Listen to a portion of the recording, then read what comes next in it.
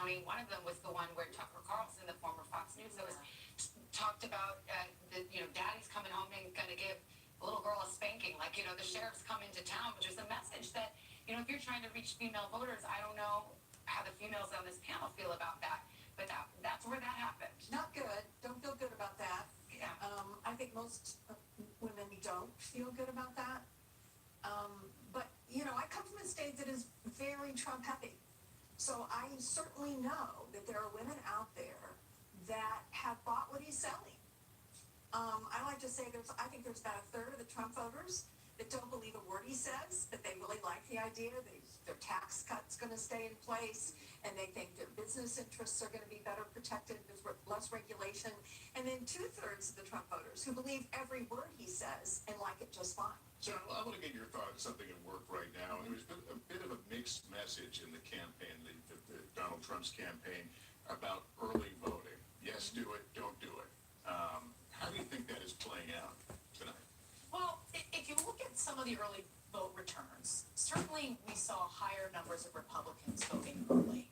It looks to me like a lot of those were election day voters previously who voted early. Okay, great for the Trump campaign. They banked votes. They can focus on those who haven't voted. So to me, what I'm going to be looking for is his share of the early vote higher than it was in 2020? Democrats dominated the early vote totals in 2020. And, Donald Trump in most of these states was doing 35. Turn on that light, not even Sam. higher than 40% in any of those states, these target states we've been talking about all night. So does he do 42, 43, 44? I mean, in 2020, we were in the midst of a pandemic. Donald Trump was actively telling people not to vote early or not vote by mail, saying he was suspicious of it. To Lester's point, he changed that tune. Now they're actively encouraging Republican voters to go in and early vote, and Republican voters seem to have answered that call. That's right. It was a huge strategic blunder in 2020 to have done that, particularly in a close race. Had he not done that, perhaps he would have won. So I think he learned that lesson. And also, if you just look at the trends in early voting and the trends in absentee by states, it's a prudent thing to do. To be clear, the Republican apparatus absolutely made a big push this cycle to get voters out to vote early. Donald Trump himself was all over the map on that. You see it at his rallies. He talks about at one rally, he would say go out and do it. At another rally, he would cast doubt on the validity of ballots that were put in through the mail, etc. Some of that likely seeped down to some of his voters in some of these key battleground states, as we heard from talking to voters in some of these battlegrounds. Remember that this is a former president who, over the summer, you look at, let's say, 20 rallies, at 5 of them, he cast out on the results of the election even before votes were counted. That ramped up in just the last month. At 14 of 20 rallies, he did the same thing. So he has not been super consistent on this. So to Tom Yamas right now. Tom, as we speak, North Carolina, Georgia, and Pennsylvania are counting votes right now. Yeah, and we're getting ready for poll closings in places like Nebraska, and Nebraska could be the key to it all. And I know what you're saying, Nebraska, yes. So when you look at our beautiful map here, you see the maps, the states that are red, the states that are blue, and our battlegrounds here that aren't colored in. And then Nebraska and Maine, they have this kind of where's Waldo effect. When we hit it, here's why. Nebraska and Maine, they both give out their electors a little differently, their electoral votes. If you win the popular vote, you get 2 in Nebraska, and then they give it by congressional district as well. Trump is going to win 2 of the congressional districts, most likely, in the popular vote. But Congressional District 2, CD2 in Nebraska, is a battleground district, and the entire election, I say, could come down to this. Let me explain why. So let's take you to Nebraska and show you where CD2 is. It's essentially the city of Omaha, right? I'm going to draw it for you and then show you the congressional district. It's the city of Omaha, a little bit of Saunders, and a little bit of Sarpy as well. I should say all the Saunders as well. That's essentially the way it looks, right? I'm going to give you the congressional map so we can cut it out a little more. So this right here, that's Congressional District 2. It's a swing district, as I said. 2016, Trump wins by 6,000 votes. In 2020, Biden wins by 20,000 votes. So why is it important? Because we come down to that scenario where it's 269, 269. Savannah, I gained that out. It's going to come down to Nebraska, too. So every vote does matter. It matters so much that we spoke to people in Omaha, asking them about what this campaign was like. They say they've never seen anything like it. They've been inundated with ads saying on the television, on the radio, people calling them, unlike anything they've ever seen before. Again, it likely won't come down to Nebraska, too, but it might, and that's why every vote matters. Again, Omaha, the biggest area of Nebraska, fastest growing area, and tonight we'll be watching it. Tommy promised me we would not raise the specter of the 269 to 269.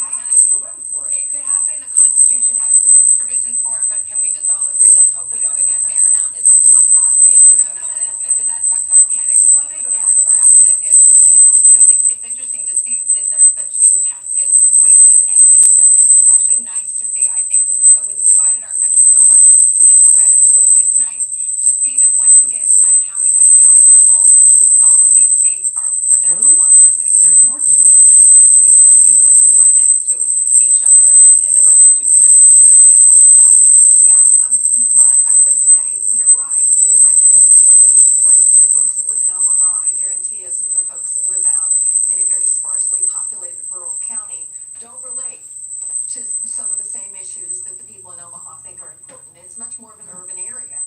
There's also a hot Senate race there right now where the There is. Republican was expected, you would think, will just cruise to re-election there, but there's an independent candidate, Dan Osborne, who's really giving a run for her money for Deb Fisher. Yeah, and I will say that one of the things about the urban-rural issue is when you think about the ground game, I don't think we talk about this enough. The ground game for the Republican Party is much harder. Going door to door in rural communities is a much different operation than going door to door in a densely populated area. It's not as efficient, it's more difficult. Frankly, a lot of folks out in the rural area don't want strangers knocking on their door. They're not used to having people they don't recognize coming up the driveway 2 miles down from their nearest neighbor. So it is harder for the Republican Party to do the ground game, the GOTD, as you talked about earlier, than it is for the Republican Party. But it'll be interesting to see how this independent does in Nebraska. He says he's going to be independent. He won't caucus with either party. He won't vote for either leader. He says his job would be to try to bring the two parties together. It's probably a winning message right now. I just don't know if, Nebraska's pretty ready. All right, well, the drama is continuing to build. 3 big battlegrounds closing at the top of the next hour. Don't go away. We'll be right back as we count down the road to 270.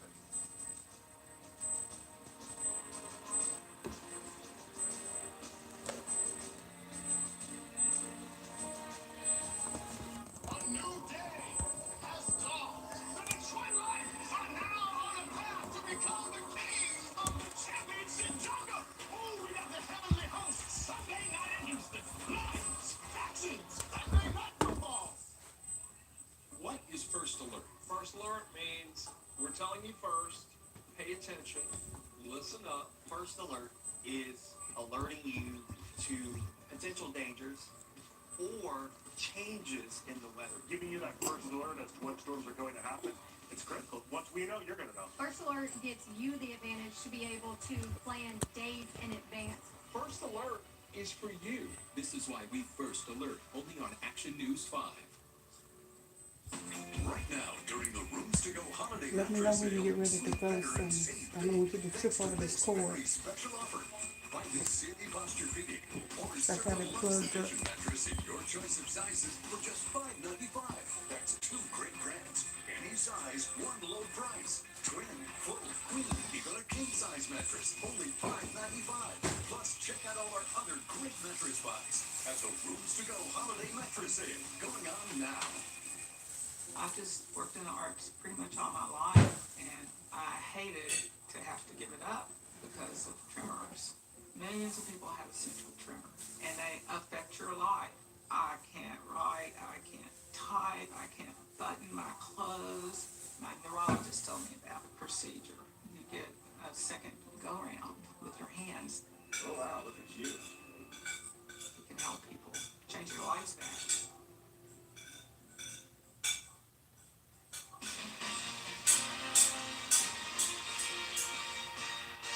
Thanks for sticking with NBC on this historic election night. The polls here in Shelby County closed just about 45 minutes ago. Right now, we're getting our first results in Tennessee races. Action News 5's Kim Clark joins us live in studio with a look at early results. Kim?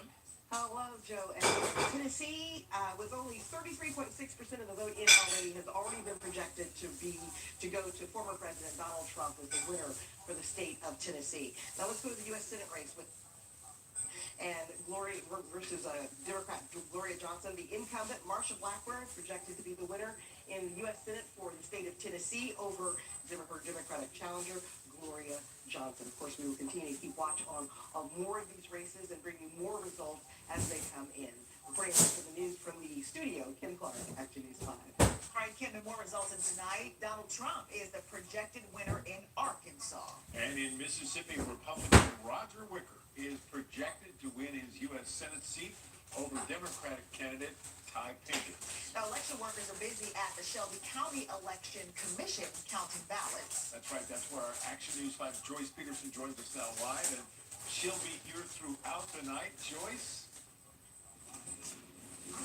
Well, they don't start counting ballots until the last vote is cast, and we have not gotten official word yet that the final voter in line has cast his or her ballot. Polls have been closed for more than 45 minutes now. We are waiting for Elections Administrator Linda Phillips to tell us that the polls are all closed, that everybody has locked up shop and is coming back here with the votes to be counted again. Still waiting to hear that 142 precincts. Those workers have to report back here. The first votes that we will get will be early votes and absentee. Linda told me earlier tonight she expects the first numbers to come out around 9 o'clock tonight. I do want to tell you one quick thing. The Secretary of State for Tennessee, Trey Hargett, giving a warning about bogus text messages. If you received a text message that says your presidential election ballot has been officially removed from consideration, delete the message. It is bogus. Reporting live in Northeast Memphis, Joyce Peterson, back to you in the studio. All right, thanks very much, Joyce. Our team of reporters is out across the Mid-South covering this election throughout our region. We'll have another update for you and local results in about 1 hour. Yeah, be sure to keep it right here on NBC. We're going to send it back now for their election coverage. Okay, we are just coming up the top of the hour. We're going to have some major battleground poll closings coming up. And we Michigan, Wisconsin, Arizona, all coming up. So this is the drama beginning to clearly build right now. The votes are being counted, and again, we'll get those closings here very shortly. Let's check back into the presidential race in the road to 270.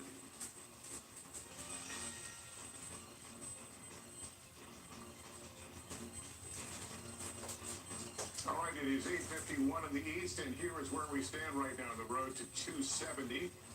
And it has been a night of big surprises so far, with more to come. We're now just minutes away from additional closings. Yeah, we are, and we see that map starting to fill out. So we will watch for those next poll closings. It's in all corners of the country now, almost at 9 o'clock on the East Coast, and they're some of the biggest states to close yet. At the top of the hour, a major round of poll closings, with the most battleground states of the entire night. 15 states and 163 electoral college votes up for grabs, including 3 critical swing states. Will Vice President Kamala Harris hold on to the blue wall that cuts through Wisconsin and Michigan? We are not going back! Or will former President Trump break through like he did in 2016? We're going to win Wisconsin. Plus, the first Western battleground, Arizona, moments away from closing. A very big hello, Arizona. We love you, Arizona, we need to fight this battle on every front. We are standing by for our first vote count in from these make-or-break states as our decision desk gets ready to make new calls on the road to 270. Many votes to be counted. Battlegrounds all coming in. Michigan has 15 electoral votes up for grabs. The key state, and Jesse Kirsch in Detroit for us today. Jesse, the polls are just about to close, moments away. What do you expect? What are you hearing?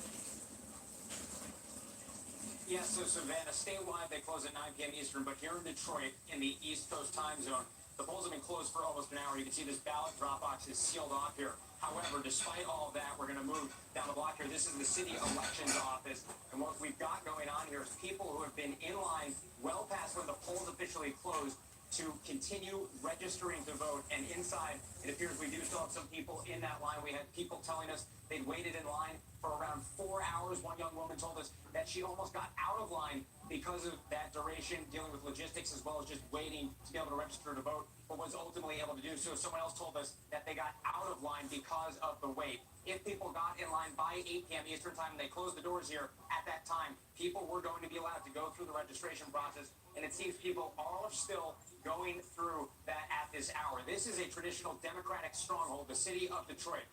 However, when we've spoken to GOP operatives in the state, they tell us that they see Vice President Harris's base as, quote, crumbling because of various headwinds. However, there are other potential headwinds that could send traditionally Republican voters toward the Vice President. We will have a clearer answer as those results start coming in at 9 p.m. Eastern. Savannah, back to you. And we'll get a better idea about turnout, too, which is all important for the Harris campaign in Detroit and also those collar counties. We want to switch over. Let's go to Arizona, the Mountain West. Polls closed. Gotti Schwartz, they're outside a polling place. Have you seen a lot of crowds? Yeah, polls close in about 6 minutes here. This is the end of the line, and this is about a 60 to 70 minute wait here. So you got the people that are at the end of the line right now, probably about 300 to 400 people in front of them. You're noticing a lot of MAGA hats here talking about the gender divide. Gender divide is very much in play here at Arizona State University. There's been so much talk about low propensity voters. One of the things that we've been noticing here and talking to students about is the involvement of fraternities. Normally, fraternities, they may not be organizing and may not be turning out to vote as much as you'd expect, but here at the ASU campus, it does seem like the fraternities have been involved in turning out the vote, and those that we've been talking to say that they're turning out for former President Donald Trump. We've also talked to a lot of other students that have been coming out for policy issues. There are several props. The issue of abortion is extremely important in turning out the vote. Immigration is also important, but I gotta say, just eavesdropping what people have been talking about in line, it's been surprising how often the topic of the Joe Rogan podcast keeps coming up.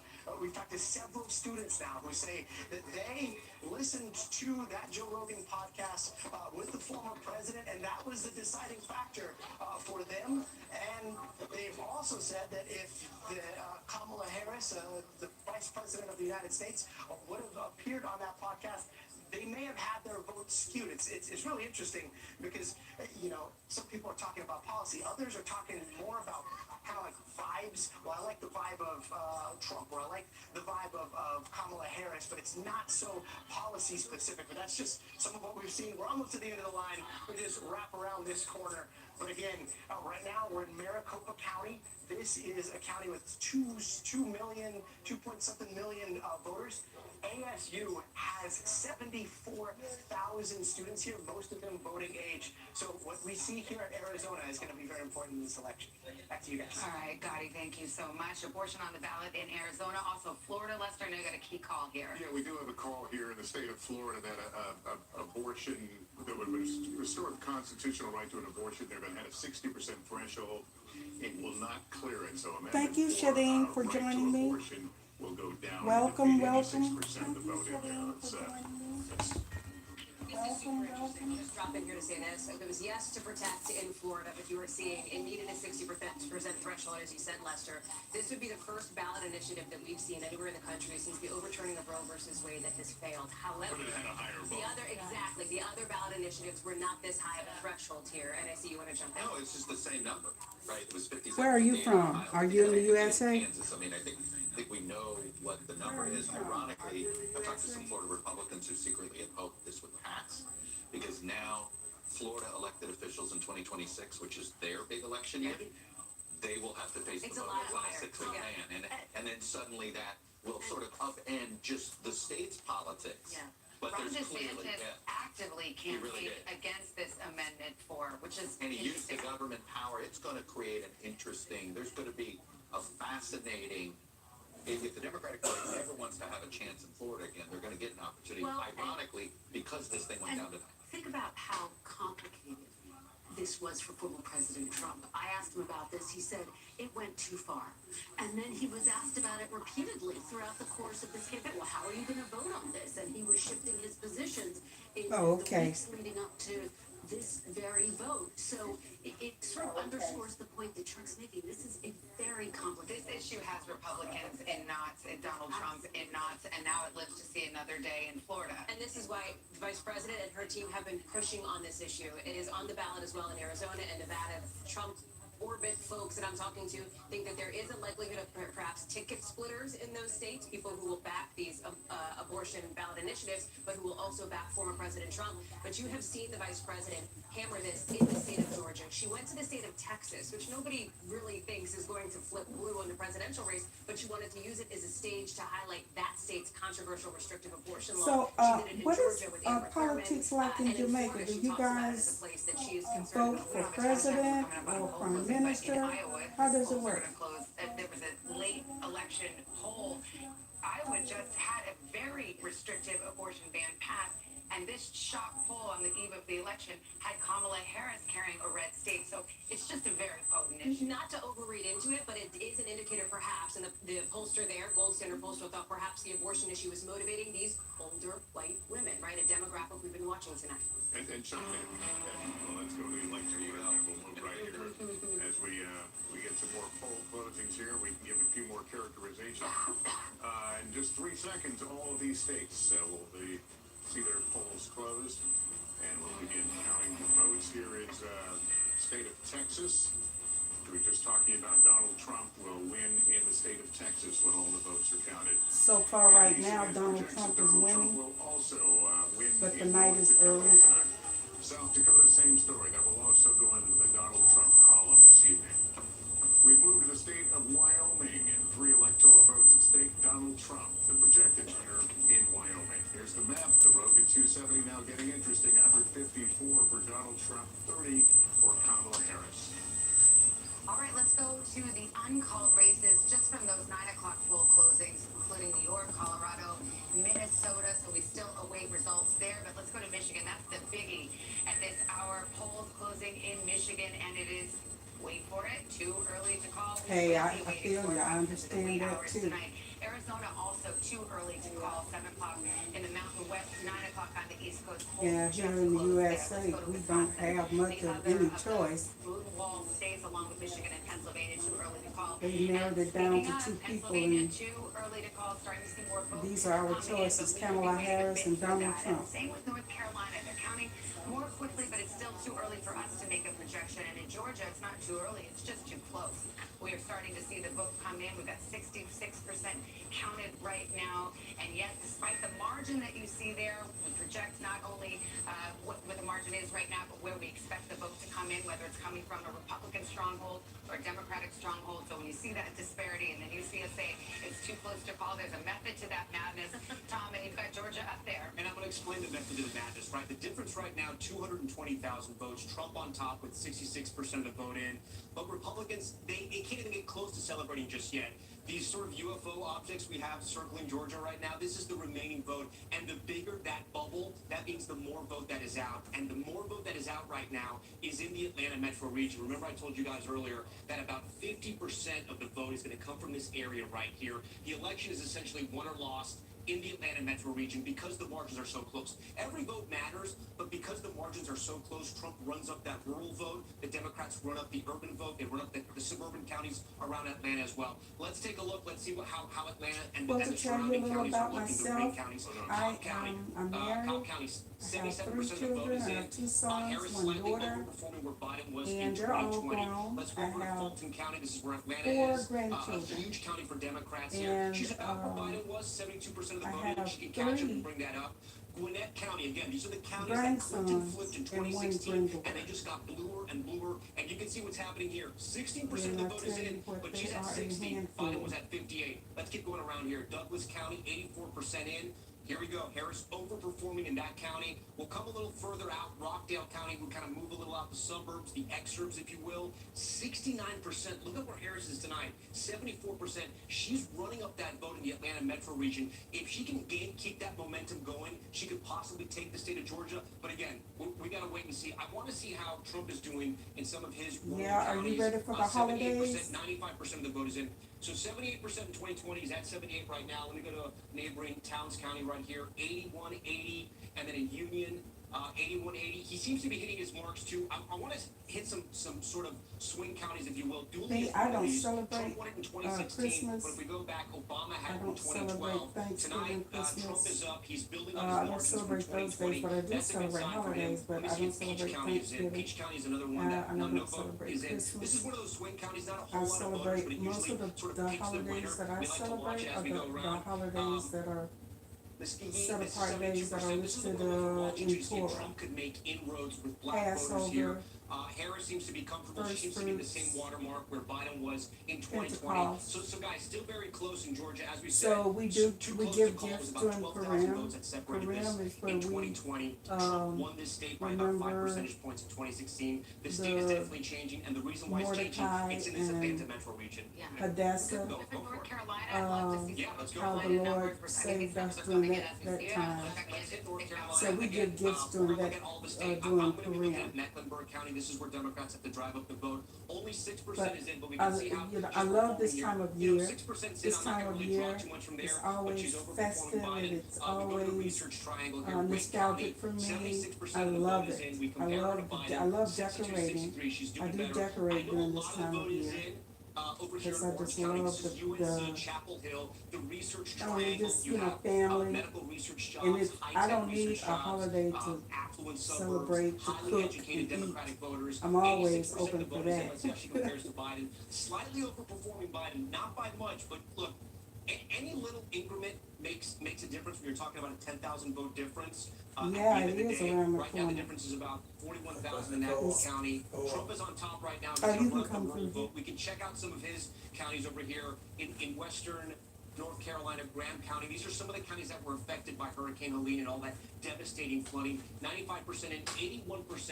In 2020 was at 79, so kind of overperforming. The big unknown was how many people were going to actually vote in here. And one of the great researchers, Dr. Chris Cooper of North Carolina, political scientist, pointed out to us, he said, listen, this is Trump's area that was affected by those floods. You can have 9 MAGA hats in your house. But if you no longer have a house, trying to get your vote, trying to get your voting location is going to be difficult. They were so concerned about this area that election officials actually changed the rules so you could actually vote in other counties if you couldn't vote in your own county. It looks like turnout's okay. We heard that from Sam Brock. Asheville is that blue dot in the Sea of Red in North Carolina.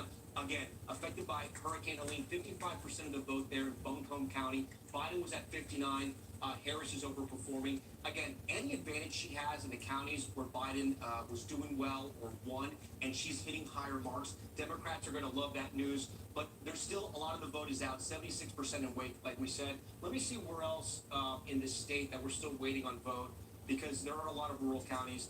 Listen, if right now, let me go to the entire state. So 41% of the vote is in. Look at this giant circle around Charlotte. I mean, Charlotte, a lot of that vote, Mecklenburg County, it's a county that is majority minority, right? Mostly black and night is still Hispanic. early though, And there's still but a lot of vote there. That I could be a can't very good imagine sign for Democrats North Carolina tonight. going But some of the for vote is out, like in these Oh, rural okay. counties right here. That's We check out Johnson statewide. County, just Yeah, that's outside of about Raleigh, right. I'm like, it's connected to that. I'm actually Republican kind of state. curious, even though only 8% is in here. So This right was a now, county that they were looking at to see if Trump is Democrats winning could the make state of inroads North there. It Carolina. looks to be about the same, only 8% in, guys. But we're going to keep a close eye on North Carolina as more of this map gets filled out. Oh, you Right, always so here's cook a where we are, lot, 7 minutes after not nine, just on a holiday, but just in general. 6 of 7 Hey, I like battleground that. states still waiting, obviously, for the 7th. Hallie, you heard the numbers. Break it down how we're viewing it through the lens of the through the exit polls, which are coming in, and I got to give the grain of salt caveat, which is these numbers don't get finalized until closer to Thanksgiving, right? So we don't want to overread into them, but they are an indication of where things stand. And what I'm looking at, given that polls have just closed now in the rest of the blue wall states, Michigan and Wisconsin, here's something interesting. Look at the youth vote here. This is a little tricky to look at, but I'm going to walk you through it. I try to keep it simple. I don't cook a lot. She's winning younger voters under the age of 30 in Wisconsin, but Donald Because Trump it's is like right I over now here with do, of 47%. course, my main He's dish, of actually course, is winning younger voters in Cornish Michigan, hen or 51% hen. to 46%. I don't And do if you take a stuffing, I look do even further into dressing. this, you can see that he is And 3 overperforming where he was vegetables, among young voters in the you state know, of Wisconsin, something like that, a 47% now. salad, That's a a couple of double-digit salads, increase like from where he potato was 4 salad, years ago.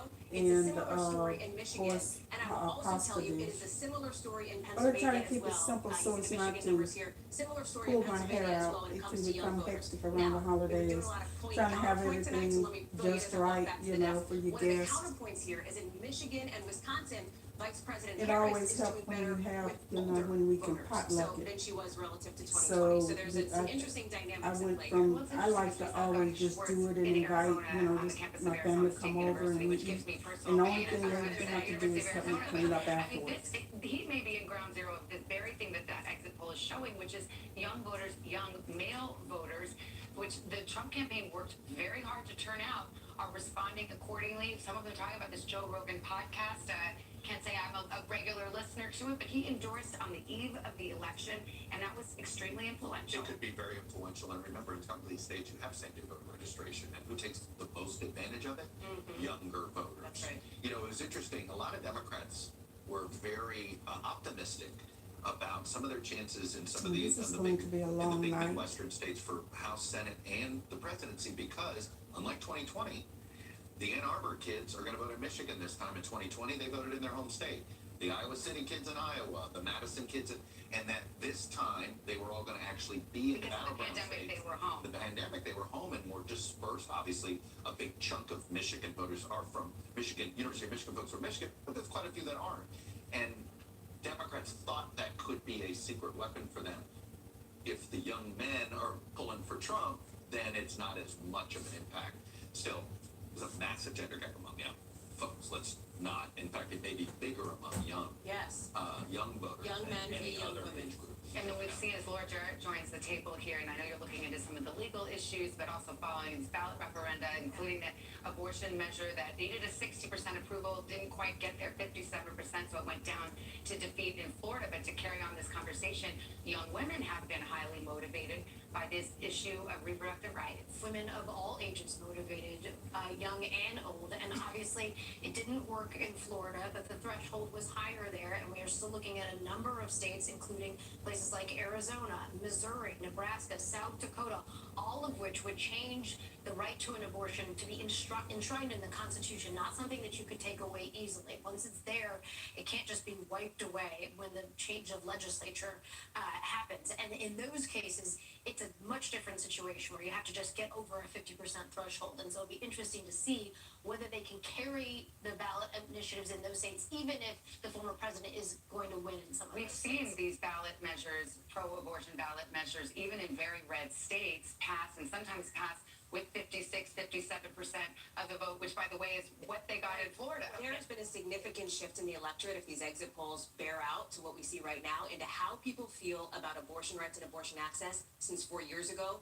I would suspect it is entirely probably because of the overturning of Roe versus Wade. In 2020, 51% of people felt that abortion should be legal in all or most cases. You know what it is now?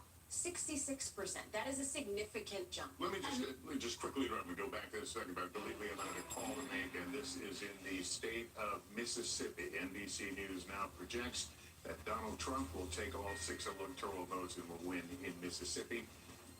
There is the breakdown right now, 21,000 vote difference, 10% in, but again, Donald Trump, the projected winner in Mississippi. Here's the map. Here's where it leaves us. The road to 270, Donald Trump, well out in front with 160. Kamala Harris now with 30. Let's expand the conversation. Simone Sanders Townsend, former spokesperson to Kamala Harris. I wonder what you're seeing in these numbers. I assume you have good sources inside the campaign. What are you hearing? Greetings, everyone. It's good to see you. So what I am hearing is that Democrats writ large in all of the battleground states, and I've been talking to party chairs, folks within the campaigns, but also the organizers on the ground, they're feeling encouraged by what they're seeing from college campuses specifically. In Wisconsin, for example, in the 3rd Congressional District, there are 2 large college campuses in that state, and as one individual in Wisconsin told me, that they could flip a House district seat.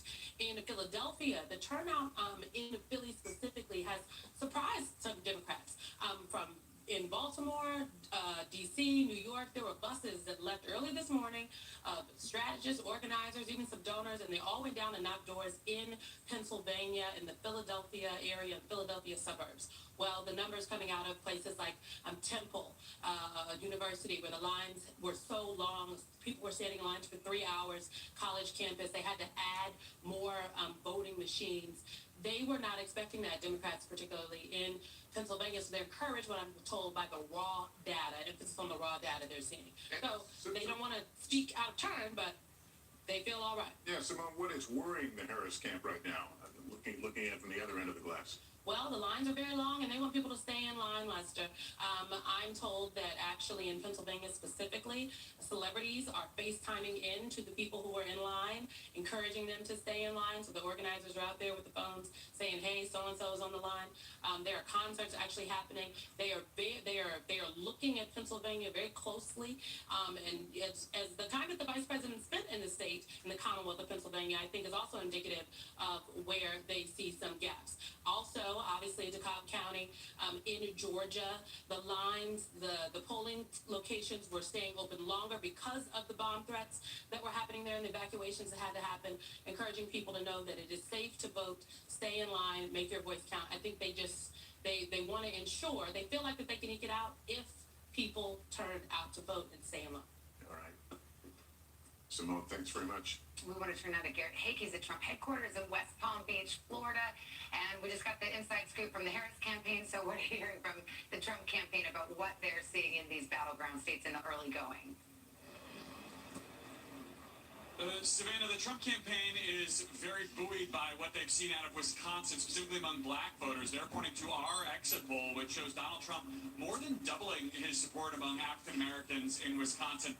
I cannot emphasize enough how much this has been an emphasis for the Trump campaign to try to improve their margins. If they got blown out with African American voters in 2020, if they were able to move the percentage that they got from 8% to 10, 12, 15, in this case, based on these early exit polls, getting 20% in Wisconsin, that's the kind of thing that could make a huge difference in a race that might be decided by 15 or 20,000 votes in those states. They spent heavily on television, they spent heavily on African-American media, trying to find celebrity validators for Donald Trump, and particularly to reach out to young men. If Trump pulls this off tonight or in the days to come, those small changes at the margins among African-American men, I think, will be a huge part of this story. All right, Garrett, thank you. I want to go over to Peter Alexander at Harris headquarters, Washington, D.C. And how's the feeling there? What's the vibe? Well, there's still a celebratory feel here right now. They're waiting for any particular data points that they can know if it's a good indication or not. The Harris campaign individuals still watching behind closed doors. The vice president watching alongside family and friends tonight. A lot of the donors and other big supporters of the vice president's at a hotel here in Washington, D.C. watching as well before they arrive here a little bit later this evening. I'll tell you some of the data points that they are pointing to right now is potentially some good indicators. One comes out of Pennsylvania, Philadelphia, specifically as it relates to those 3 wards with the largest densities of Puerto Rican voters right now, that they say in those particular wards that they saw as of 5 o'clock, 3 hours before the polls closed, they had already reached the same number in terms of turnout as they had 4 years ago, which is to say that they believe that they are exceeding the numbers in the past. They think that's a good indication there. I'll punctuate a thought that Simone Sanders was just sharing a short time ago. I am hearing again about those college campuses right now, everywhere from Nevada, UNLV, all the way to a series of separate campuses in Philadelphia itself, Temple, one of them that they named Lehigh, Lafayette, elsewhere in the state as well. And she was talking about what is really key to the campaign right now in these sort of late evening hours, even after the polls have closed. They don't close if you were already in line. It's a message that they're sharing right now, FaceTiming in Jennifer Garner, to me, more among others, to keep those folks in line.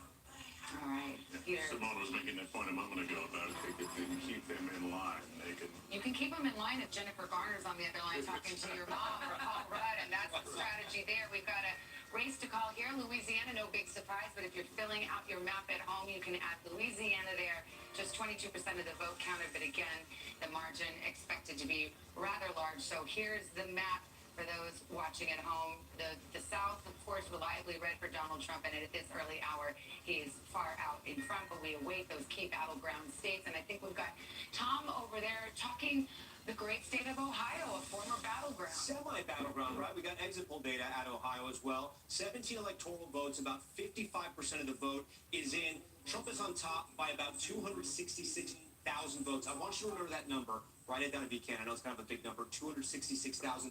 The reason why I want to highlight that difference, because when we punch up Ohio here, so that's the spread, 287. It just changed. That's how fast voting data is coming in. Again, you know I love going to this. The remaining vote that's there. Again, here's the issue. The remaining votes in the Democratic counties like Franklin, which is Columbus, Cuyahoga, Cleveland. Look at the numbers here. In Cuyahoga, look how many votes are still out. 377,000. She's on top by 71%. Let's see how she did compared to Biden 4 years ago. 66%. So she's overperforming in Cuyahoga, and there's still a lot of that vote that's out. Let's go down to Franklin County. It holds the capital of Ohio, Columbus. 68%. Overperforming there with about 60% of the vote that's in. And then again, 266,000 remaining. So just those 2 counties, we're talking about more than 500,000 votes. And that's way bigger than the spread for the entire state. Hey, Tom. Yeah, go for it. I mean, when you talk about some of her overperforming in those areas, the reason we expect Ohio likely goes red, but let's talk about the Senate race there. Yeah. We have the control of Senate hanging in the balance right now, and it hangs on this Senate race. Yeah. Bernie Moreno, the car dealer, versus Sherrod Brown, the incumbent. What do you see? Yeah, so look at this. Neck and neck, the difference here only 74,000. So what does that mean? That means the Republican in this race is underperforming Trump. There could be a split ticket issue here. Again, way too early, 56%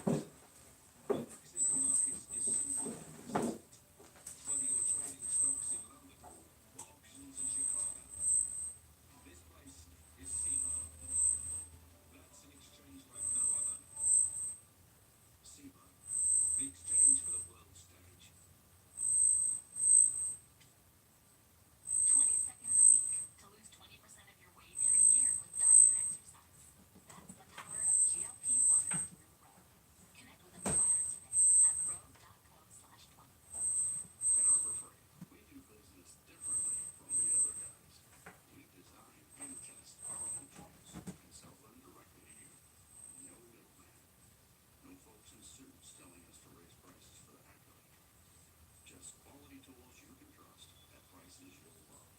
Every aisle, every day. That's how we like to do business anyway. Whatever you do it for less at Harbor Freight. If you're 50 or over, you could be taking advantage of everything AARP has to offer right now. Join AARP for $12 for 1 year, and your second membership is free. Get instant access to discounts on everyday purchases, eye care and prescriptions, and tools and tips to help manage your money and maximize your health. Plus, AARP fights to protect your Social Security, Medicare, and more. Join and get an insulated trunk organizer free, plus AARP the magazine. Call or go to joinaarp.org now. Fast Signs. Create factory-grade digital solutions to perfect your process.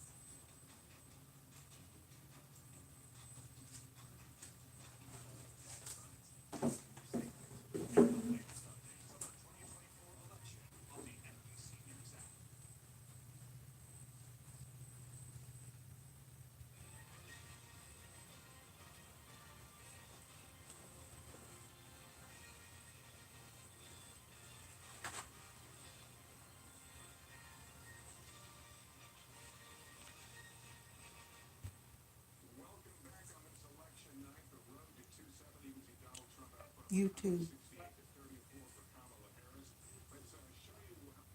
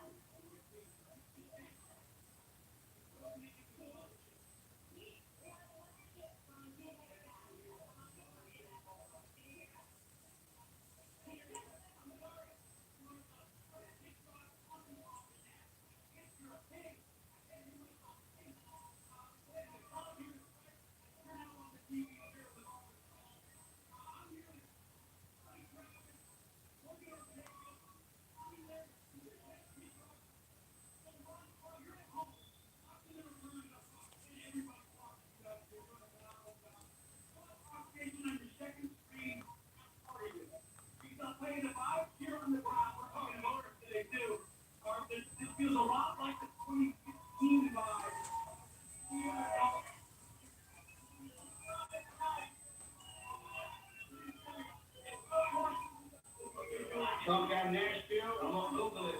Trump got Nashville. I can't hear you, but I love you. Trump win Nashville.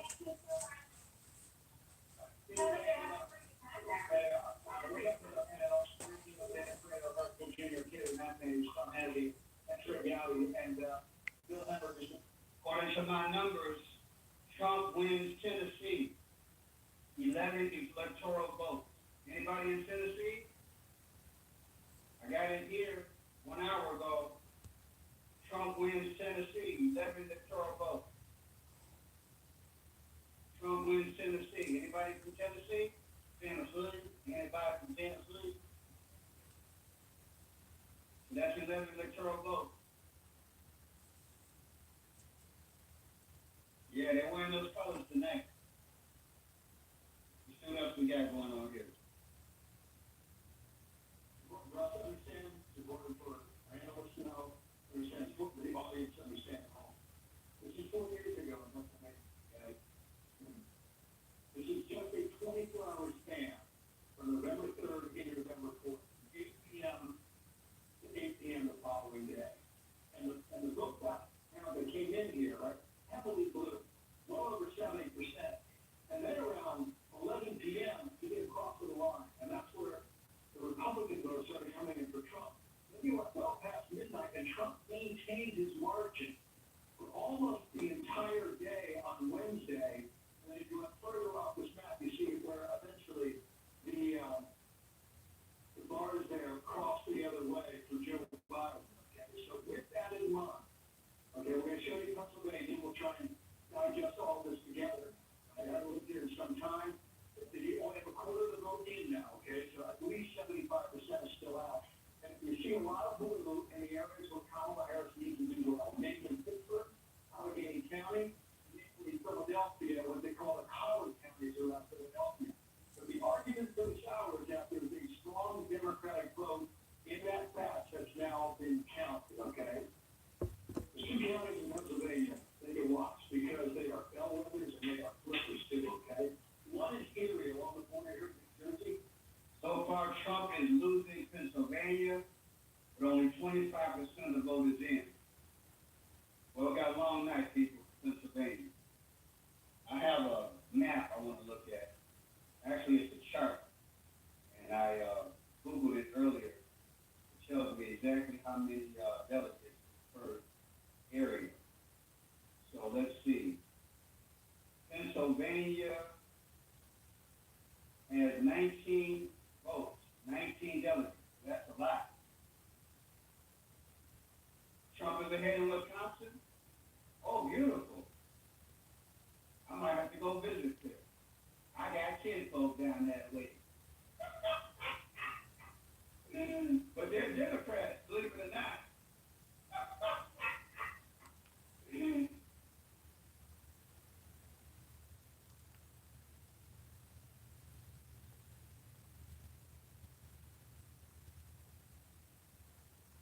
People, let me share this too.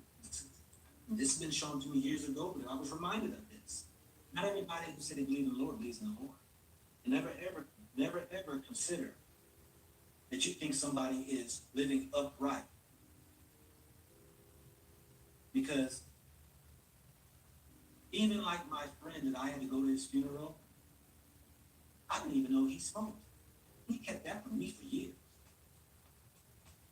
And I thought I would. I remember he was a secretive guy. I didn't even know he had another daughter on the side. Sometimes, funerals sometimes bring up things too. Don't even think that, don't ever consider or measure yourself to other people's, their relationships. A lot of people out here who hide things. There's a lot of people who live lives behind closed doors that aren't. And then, you're saying, well, that happened to them and they were an upright standing person. Why would that happen to a good person? You don't know what other people do in their lives. You don't. And here's the thing. Doesn't mean that you had a sin because sickness fell upon you. That scripture were written. Disciples asked Christ, said, who sinned? Did his parents sin? Did he sin? This was done. This is what Christ said. This was done. So that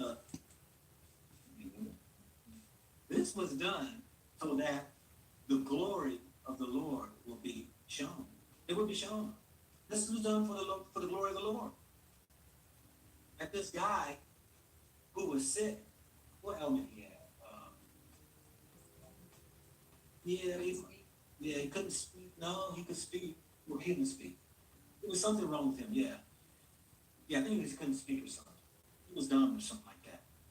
But, you know, some people say, oh, the heck with the Bible, scriptures, and God, and all that stuff right there.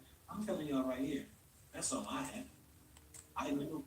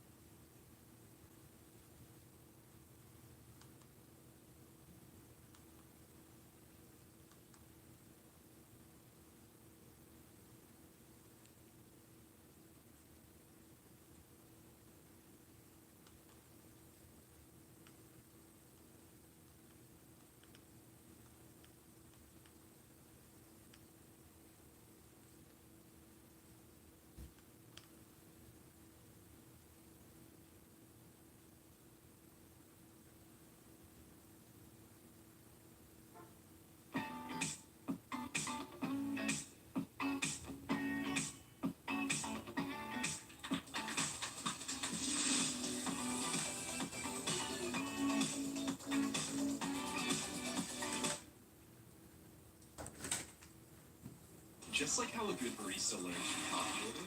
Vanilla latte? Thank you.